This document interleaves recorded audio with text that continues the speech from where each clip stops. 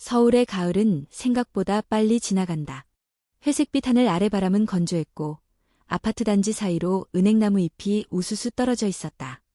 지우는 작은 여행용 가방 하나를 끌고 KTX 서울역 플랫폼에 서 있었다. 그의 손엔 작업용 장갑과 오래된 드릴이 들어있는 도구 가방도 들려 있었다. 이번에도 역시 혼자였다. 혜진은 이번 주 일본 도쿄에서 열리는 글로벌 마케팅 포럼에 참석 중이었다. 그녀는 이미 출국했고 지우는 그녀의 일정이 비는 틈을 타 장모님의 강릉 한옥집 수리를 돕기로 했다.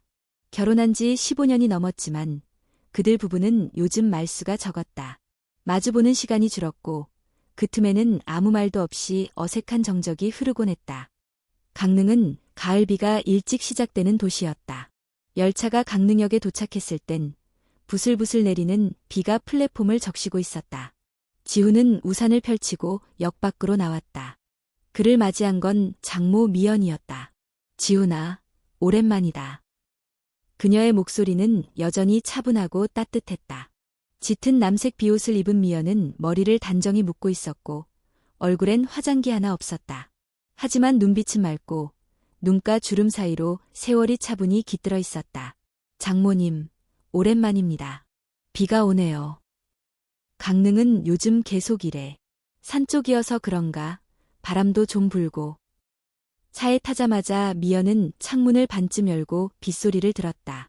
둘 사이엔 잠깐 침묵이 흘렀다. 그 침묵은 어색하기보다는 익숙하고 조용한 무게였다. 차는 한참을 달려 강릉 예곽의 작은 산자락에 있는 전통 한옥 앞에 도착했다. 담벼락은 이끼가 내려앉아 있었고 마당엔 오래된 소나무가 빗물을 머금고 있었다. 집은 전체적으로 깔끔했지만 몇 군데 벽과 지붕은 손이 필요해 보였다.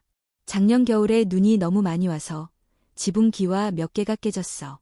마루도 좀 들뜨고. 걱정 마세요. 하나씩 보면서 차근차근 고치면 됩니다.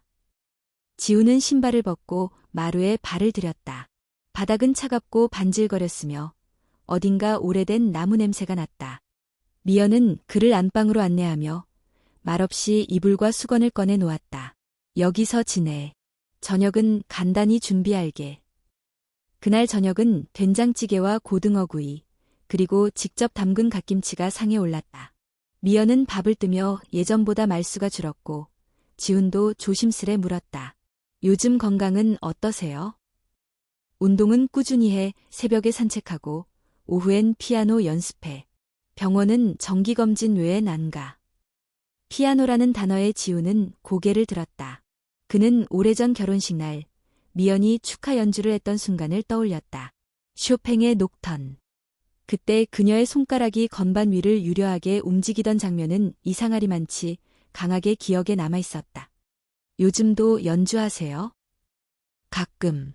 손이 굳지 않게만.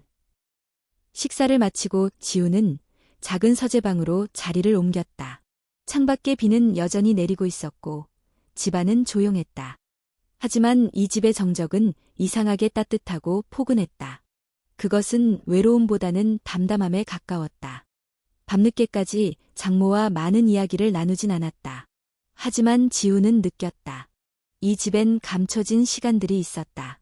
누군가를 오랫동안 기다린 듯한 느낌. 아니면 누군가를 떠나보낸 이들이 남긴 잔향처럼. 잠들기 전 지우는 방 안에 있던 오래된 피아노를 다시 바라보았다. 먼지가 거의 없었다. 누군가 여전히 자주 치고 있다는 증거였다. 그는 조심스럽게 피아노 의자에 앉아 아무런 음도 내지 않은 채 건반 위에 손을 얹었다. 차갑고 단단한 건반의 감촉. 그 순간 마치 누군가 그의 뒤에 서서 지켜보고 있는 듯한 기분이 들었다. 고개를 돌리자 미연이 조용히 방문 틈 사이로 서 있었다. 두 사람의 시선이 잠깐 마주쳤다. 그녀는 아무 말 없이 고개를 끄덕이고 돌아섰다. 문이 닫히는 소리는 들리지 않았다. 대신 지훈의 귓가엔 여전히 창밖의 빗소리만 들리고 있었다. 그 밤 그는 오랜만에 깊은 잠에 빠졌다. 그리고 어렴풋이 들려오는 피아노 소리 속에서 이상하게도 마음이 조금 따뜻해진 채로 다음 날 아침 지우는 이른 새벽 빗소리에 눈을 떴다. 한옥 특유의 얇은 창호지 너머로 빗방울이 톡톡 떨어지는 소리가 은은하게 들려왔다. 기지개를 켜고 마루로 나가니 미연이 벌써 부엌에서 아침을 준비하고 있었다. 그녀는 검은색 트레이닝복에 앞치마를 두르고 있었고 머리는 단정하게 묶여 있었다. 지훈이 인사를 건네자 그녀는 고개를 끄덕이며 말했다. 죽 좀 끓이고 있어. 밤새 추웠지? 괜찮았어요. 오랜만에 숙면했어요. 아침 식사는 간단했다. 호박죽과 김치 몇 가지. 하지만 모든 것이 정갈하게 준비되어 있었다. 지훈은 어릴 적 어머니가 해주던 식탁을 떠올렸다. 그와 동시에 왜 이런 따뜻한 밥상이 집에서는 느껴지지 않았을까 하는 생각이 스쳤다. 식사 후 지붕 수리를 위한 준비를 시작했다. 빗줄기가 잠시 약해진 틈을 타 지훈은 사다리를 놓고 지붕 상태를 살폈다. 몇 개의 기와가 금이 가 있었고 일부는 갈라져 있었다. 미연은 마당에서 사다리를 붙잡아주며 이를 올려다보았다. 조심해. 미끄러우니까.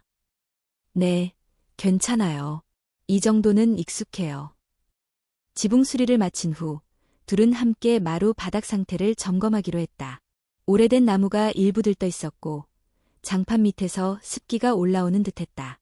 지훈이 장판을 조심스럽게 들추자 구석에 낡은 나무 상자가 나왔다. 저게 뭐지? 처음 보는데. 미연은 조심스럽게 상자를 열었다.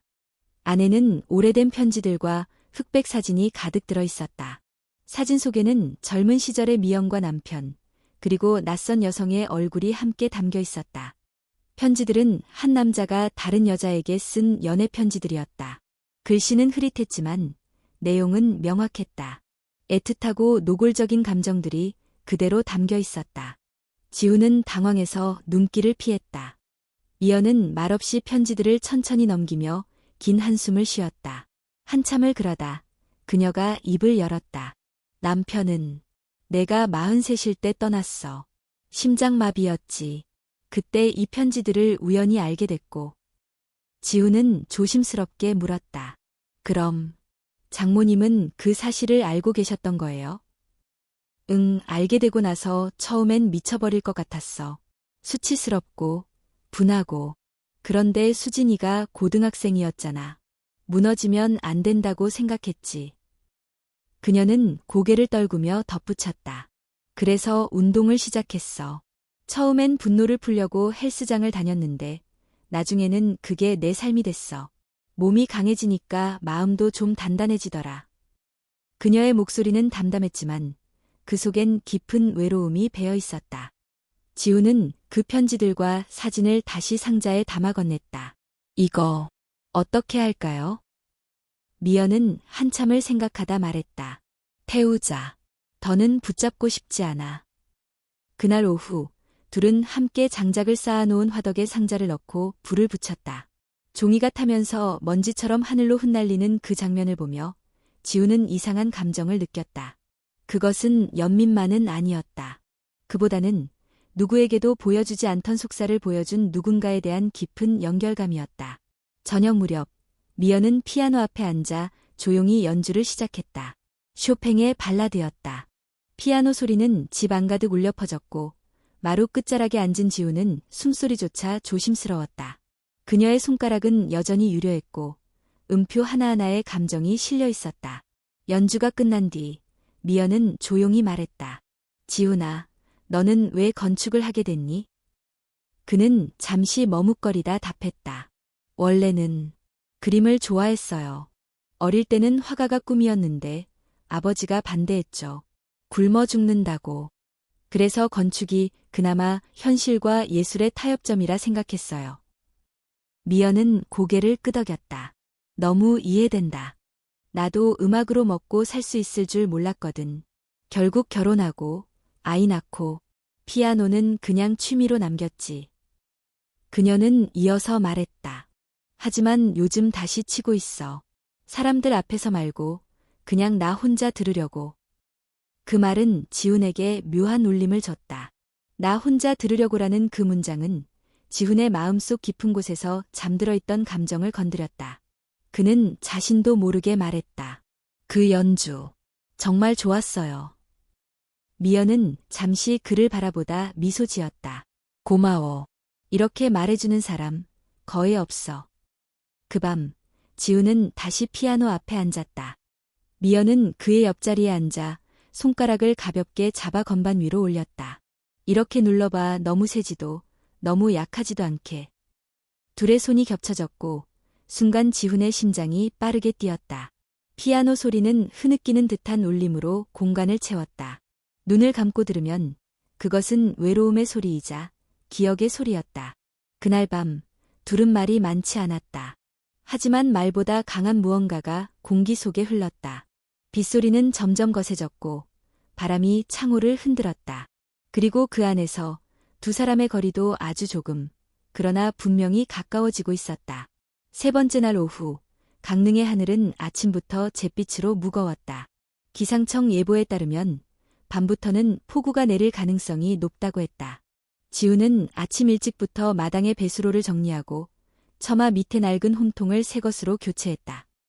비가 오기 전까지 가능한 모든 준비를 마쳐야 했다. 미연은 집 안정리를 하며 따뜻한 유자차를 끓여왔다. 함께 마당에 앉아 차를 마시며 두 사람은 멀리 보이는 산자락을 바라보았다. 산은 안개에 휩싸여 있었고 그 위로 까마귀 한 마리가 조용히 날아가고 있었다. 저런 풍경, 서울에선 보기 힘들지? 네, 거의 못 봐요. 늘 콘크리트 건물과 자동차들 뿐이에요. 그래서 내가 여길 떠나지 못하는 걸지도 몰라. 복잡한 곳에선 숨이 막혀. 지우는 고개를 끄덕였다. 그는 갑자기 이런 말이 떠올랐다. 사람도 풍경처럼 누군가의 피난처가 될 수 있을까? 오후가 깊어질수록 바람은 점점 세졌고 드디어 해가 넘어가기 전부터 빗방울이 떨어지기 시작했다. 처음엔 가늘고 여린 소리였지만 밤이 되자 지붕을 두드리는 소리는 점점 거세졌다. 저녁 식사는 부엌에 작은 난로를 켜고 간단히 비빔국수와 김치전으로 대신했다. 미연은 유자 막걸리를 꺼냈고 둘은 잔을 나누어 들었다. 술기운이 올라올 무렵 정적 속에서 미연이 입을 열었다. 지훈아, 가끔은 말이야. 누군가와 아무 말도 없이 시간을 보낼 수 있다는 게 참 귀하단 생각이 들어. 맞아요. 오히려 말보다 침묵이 더 많은 걸 말해줄 때가 있죠. 그래서 내가 여기 있는 게 생각보다 편하네. 지우는 대답하지 못하고 고개만 끄덕였다. 무언가가 가슴 깊은 곳에서 천천히 부풀어 오르고 있었다. 밖은 폭우가 몰아치고 있었고 집 전체가 빗소리와 바람소리에 휩싸였다. 정전은 예고도 없이 찾아왔다. 순간 불이 꺼지고 어둠이 거실을 덮었다. 미연은 놀라지 않고 익숙한 듯 촛불을 꺼내와 하나씩 켰다. 이 집은 비 많이 오는 날 자주 이래. 옛날 집이라서. 불이 꺼진 집안엔 촛불 몇 개만이 희미하게 빛을 내고 있었다. 그림자가 벽에 흔들리고 빗소리는 더 커진 듯 울렸다. 그때 미연이 조용히 일어나 피아노 앞에 앉았다. 촛불 앞에서 그녀의 실루엣은 한 폭의 그림처럼 고요하고 우아했다. 건반 위에 손을 올리고 그녀는 작게 말했다. 내가 만든 곡이야. 아무도 들어본 적 없는데 오늘은 왠지 들려주고 싶네. 첫 음이 떨어지는 순간 지훈의 등줄기가 서늘해졌다. 그것은 부드럽고 애잔하고 어딘가 미완성의 느낌을 풍겼다. 하지만 그 미완성조차도 아름다웠다. 빗소리와 어우러져 그 음악은 이 공간을 현실과 분리된 또 다른 세계로 바꾸어 놓았다. 지훈은 숨을 죽이고 들었다. 음악이 끝난 후 그는 조용히 박수를 쳤다. 정말 마음이 울렸어요. 미연은 그를 바라보며 작게 웃었다. 그 미소는 기쁨보다는 어디선가 오래전 사라진 감정을 다시 떠올린 듯한 슬픈 표정이었다. 내가 만든 곡 중에서 유일하게 완주한 곡이야. 제목은 없어. 그냥 비 오는 날의 왈츠라고 부를까. 잠시 침묵이 흐른 뒤 지훈이 그녀에게 다가가 조심스럽게 말했다. 한번 같이 쳐볼 수 있을까요? 미연은 놀란 눈빛으로 그를 바라보다가 고개를 끄덕였다. 지훈은 그녀 옆에 앉았다. 좁은 피아노 벤치에 두 사람의 어깨가 살짝 맞닿았다. 미연은 그의 손을 잡아 건반 위로 올렸다. 그 손길은 따뜻했고 조심스러웠다. 그녀는 천천히 음 하나를 짚었고 지훈도 그 음을 따라 눌렀다. 서툰 합주였다. 하지만 이상하게도 그 서툼이 더 진심 같았다. 몇 번의 음이 이어지고 짧은 멜로디가 만들어졌다. 그리고 그 순간 지우는 자신이 완전히 그녀에게 끌리고 있다는 사실을 깨달았다. 음악이 멈춘 후 미연은 고개를 돌려 그를 바라보았다. 두 사람의 얼굴이 가까이 있었다. 촛불의 흔들림 속에서 서로의 숨결이 닿을 정도의 거리. 지우는 조심스럽게 말했다. 장모님, 아니, 미연 씨. 그녀는 눈을 감았다. 그리고 말없이 고개를 살짝 끄덕였다. 지우는 그녀의 이마에 아주 조심스럽게 입을 맞췄다. 그것은 욕망의 키스가 아니었다. 그보다는 오래전부터 말하지 못한 감정을 확인하는 방식이었다. 미연은 눈을 떴고 그녀의 눈엔 물기가 맺혀 있었다. 하지만 그 눈물은 슬픔보다는 해방에 가까웠다. 아주 오랜 시간 누구에게도 기댈 수 없었던 한 사람이 그 순간 처음으로 허락한 감정의 공간. 우린 지금 뭘 하고 있는 걸까? 그녀의 목소리는 떨렸지만 물러서지 않았다. 지우는 대답하지 못했다. 정답이 없는 질문이었다. 그리고 그들은 아무 말 없이 피아노 앞에 그대로 앉아 있었다. 창밖의 폭우는 여전히 거세게 내렸고 어쩌면 이 비가 멈출 때까지 그들의 마음은 계속 흔들리고 있었는지도 모른다. 다음 날 아침, 비는 여전히 내리고 있었다. 하지만 어젯밤처럼 세차지 않았다. 창밖으로 떨어지는 빗방울 소리는 차분했고 마치 무언가를 수습하려는 듯 조용히 속삭이고 있었다. 지우는 이불 속에서 천장을 바라보며 한참을 누워 있었다. 머릿속은 복잡했고 가슴엔 알 수 없는 무게가 내려앉아 있었다. 그는 어젯밤의 그 순간을 떠올렸다. 피아노 앞에서의 짧지만 깊은 침묵. 서로의 눈을 바라보며 느꼈던 감정. 그리고 아주 조심스러운 입맞춤. 그것은 실수였을까? 아니면 너무 오랫동안 누군가와 연결되고 싶었던 두 사람이 만들어낸 작은 균열이었을까? 그가 마루로 나왔을 땐 미연은 부엌에 있었다. 평소와 다름없이 아침을 준비하는 모습이었다. 그녀는 그를 보고 짧게 인사했다. 일어났니? 죽 끓이고 있어. 네. 잘 주무셨어요? 응, 덕분에. 짧은 대화, 무미건조한 말투. 하지만 그 안엔 어색함과 조심스러움이 묻어 있었다. 두 사람은 어제와 똑같은 자리에 앉아 조용히 식사를 했다. 하지만 아무리 평온해 보이려 해도 대화의 빈틈엔 무겁고 뜨거운 감정이 피어오르고 있었다. 식사 후 지우는 혼자 마당의 처마 밑을 점검하고 남은 자재들을 정리했다. 그동안 미연은 피아노를 닫고 오래된 커튼을 갈아 끼웠다. 두 사람은 마치 아무 일도 없던 것처럼 움직였지만 시선이 마주칠 때마다 잠시 멈칫하는 찰나가 반복되었다. 점심 무렵 지우는 휴대폰을 확인했다. 그 순간 화면 위로 익숙한 이름이 떠올랐다. 혜진, 비행기 일정 변경. 지훈아, 나 일정 바뀌었어. 오늘 저녁 8시 도착이야. 서울 도착하자마자 바로 집에 갈게. 통화 어려우면 문자 줘. 지훈의 손이 순간 떨렸다. 너무 갑작스러웠다. 내일 도착하기로 했던 혜진이 하루 앞당겨 돌아오게 된 것이다. 그는 미연을 돌아보았다. 그녀는 아직 그 사실을 모른다. 그는 조심스럽게 말을 꺼냈다. 장모님, 사실 혜진이가 오늘 저녁에 돌아온대요. 미연의 손이 잠시 멈췄다. 그 표정엔 놀람보다는 담담한 수용이 스쳐갔다. 그래. 그러면 오늘 올라가야겠네. 네, 저녁 무렵엔 출발해야 할 것 같아요. 미연은 아무 말 없이 고개를 끄덕였다.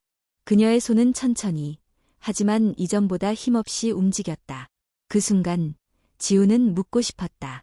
어젯밤의 그 감정은 무엇이었는지, 그저 외로움에 지친 두 사람이 만든 일시적인 착각이었는지, 아니면 더 깊은 의미가 있었던 건지. 하지만 그는 묻지 않았다.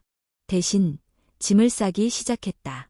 침묵 속에서 시간은 흘렀고 해가 조금씩 기울기 시작했다. 출발하기 전 지우는 마지막으로 마당을 둘러보았다. 정리된 자재들, 새로 깐 장판, 수리된 처마와 지붕. 손을 대지 않은 곳이 없었다. 하지만 마음은 어딘가 허전했다. 마치 무언가를 남겨두고 떠나는 기분이었다. 현관 앞 미연이 서 있었다. 그녀는 평소처럼 단정한 옷차림이었고 입가엔 옅은 미소가 있었다. 하지만 눈빛은 붉어져 있었다. 이 집, 내 손길이 많이 닿았네. 고마워, 지훈아. 별 말씀으로. 덕분에 저도 좋은 시간 보냈어요. 그들은 잠시 서로를 바라보다가 자연스럽게 포옹했다. 아주 짧고 조심스러운 포옹이었다. 미연의 몸에서 은은한 향이 났고 그 향은 지훈의 기억 깊숙이 박혔다. 서울 올라가면 아무 일 없었던 것처럼 지내겠지? 그녀가 조용히 물었다. 지훈은 대답하지 못했다. 그저 그녀를 바라보며 고개를 끄덕였다. 말 대신 눈빛으로 모든 걸 나누고 있었다. 괜찮아. 나 다시 혼자일 수 있어. 이미 익숙하니까. 지훈은 무언가 말하려 했지만 입이 떨어지지 않았다. 그 대신 조용히 차에 올라 시동을 걸었다. 미연은 마지막까지 현관에 서서 그를 배웅했다. 차가 골목을 돌아 사라질 때까지 그녀는 그 자리에 가만히 서 있었다. 서울로 돌아가는 길, 고속도로 위의 하늘도 흐렸다. 빗줄기는 다시 굵어졌고 라디오에서 낯익은 클래식 음악이 흘러나왔다. 지훈은 운전대에 손을 얹은 채 앞만 바라보았다. 하지만 마음속 어딘가엔 여전히 미연의 피아노 소리와 따뜻한 손길이 남아있었다. 서울에 도착했을 때 하늘은 이미 어둑해지고 있었다. 빗방울은 여전히 떨어지고 있었지만 강릉에서의 폭우와는 달리 잔잔했다. 지훈은 차에서 내려 깊게 숨을 들이켰다. 이 도시의 공기는 여전히 바쁘고 무겁게 느껴졌다. 집에 들어서자마자 혜진의 목소리가 들려왔다. 왔어. 생각보다 일찍 왔네. 그녀는 공항에서 바로 들어온 듯 정장을 입은 채 짐가방을 풀고 있었다. 여전히 단정했고 여전히 차갑게 느껴졌다. 하지만 오늘따라 그녀의 얼굴이 조금은 피곤해 보였다. 여행은 어땠어? 지훈이 물었다. 바빴어. 늘 그렇지 뭐. 그래도 성과는 있었어. 짧은 대화. 늘 그렇듯 필요한 말만 주고받았다. 하지만 이번엔 달랐다. 지훈은 그 빈 공간을 더 이상 당연하게 여기지 않았다. 그는 미연의 집에서 느낀 그 따뜻한 침묵과 서로를 이해하려는 눈빛을 떠올리며 지금 이 순간 자신이 무엇을 잃고 있는지 선명하게 느꼈다. 그날 밤 혜진은 피곤하다며 먼저 잠들었다.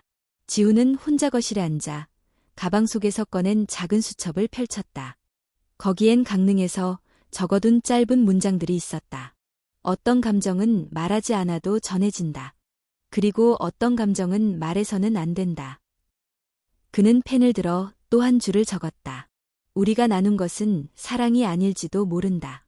하지만 그 순간만큼은 진실이었다. 펜 끝이 떨렸다. 그 문장이 끝나자 더는 아무 말도 쓸 수 없었다. 며칠 후 지훈은 다시 일상으로 돌아갔다.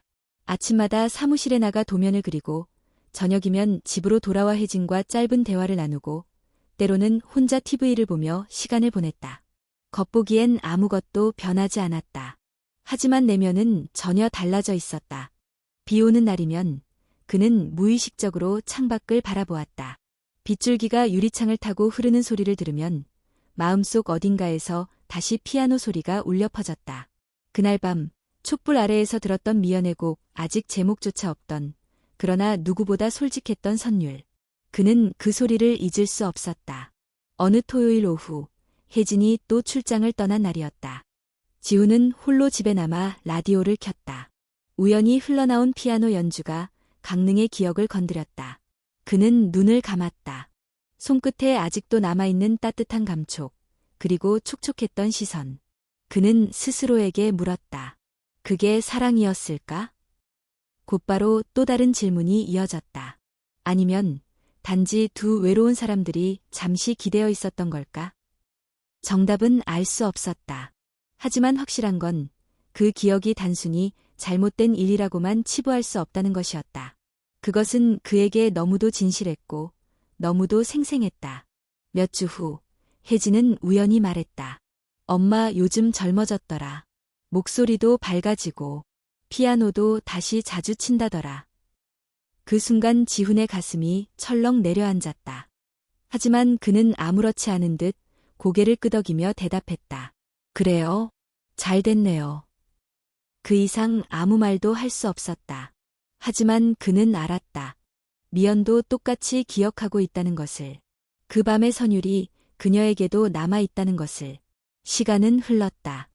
그러나 어떤 기억은 희미해지지 않았다. 오히려 더 선명하게 남았다. 어느 겨울밤, 지우는 혼자 서재에 앉아 있었다. 바깥에선 눈이 내리고 있었고 창문을 타고 떨어지는 눈송이가 마치 피아노 건반처럼 규칙적으로 리듬을 만들고 있었다. 그는 수첩을 다시 펼쳐 마지막 문장을 적었다. 우리가 넘은 선은 다시 돌아갈 수 없지만 그 선 위에서 나는 내 삶을 다시 보았다. 그는 펜을 내려놓고 한동안 창밖을 바라보았다.